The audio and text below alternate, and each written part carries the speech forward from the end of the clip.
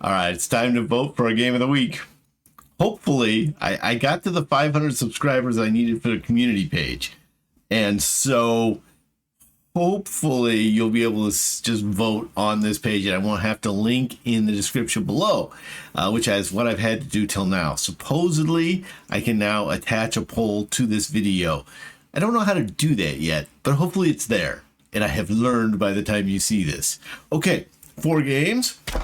First one, we got some good ones. At least if you believe Steam scores, they're good. This one is a free demo that came out in January, and then the real game is going to drop in May. It's actually the 5th of May, so it's 5/5/25, which has a really good ring to it. So I appreciate the symmetry of their numbers. Let's go ahead and play the video. It's an interesting game. It's almost like Tetris. I mean, I say almost like Tetris. It's a lot like Tetris. But I'm curious. I have a friend who played it and said it was pretty good. So, like a card game / Tetris? Okay. It is a free demo at the moment, so there's a price point we like. And it's very positive. And overwhelmingly positive recent reviews. So, given that this is still a demo, probably still getting updates, might explain why it's got an overwhelmingly positive current rating versus very positive overall. Both of those are good. Lots of good games in that range. So that is number 1. We'll move on to number 2. So the same friend that recommended that last game also says this is a good one. Stardew Valley.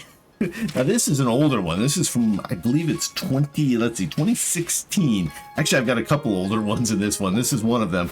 It looks even older than that. That's probably why I thought it was older than that. Anyway, I mean, it's overwhelmingly positive overall and recently, and it's got a lot of reviews. So I figure it's probably pretty good. I have yet to be disappointed by a game that has overwhelmingly positive reviews. And a lot of them have just super impressed me with the quality. So yeah, it's $15. There's no sales on right now, so it's $15. You can probably get it cheaper if it's ever on sale. I don't know if it is. It seems like a very popular game. So yeah, that's number 2. Off to number 3. The third game is Sins of a Solar Empire 1.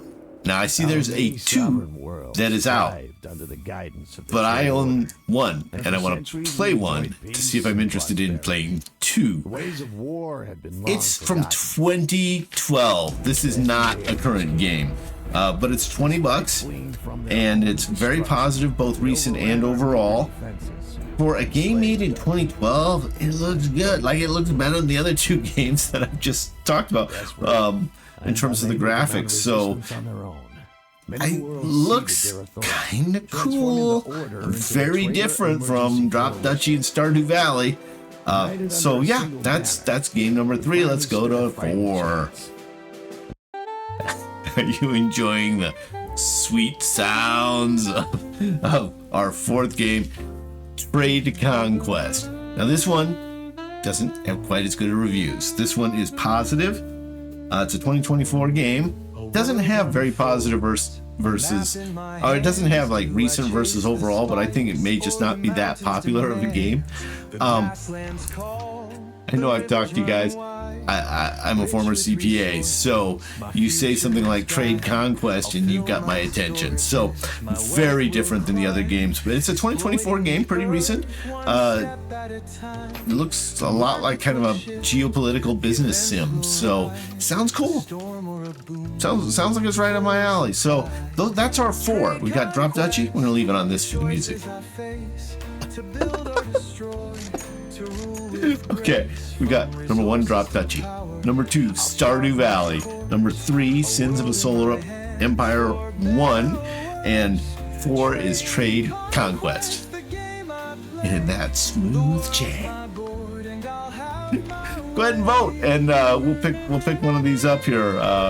Hopefully, since it's easier to vote, we can decide on a champion sooner. All right, we'll catch you later. Tell me what game I should play.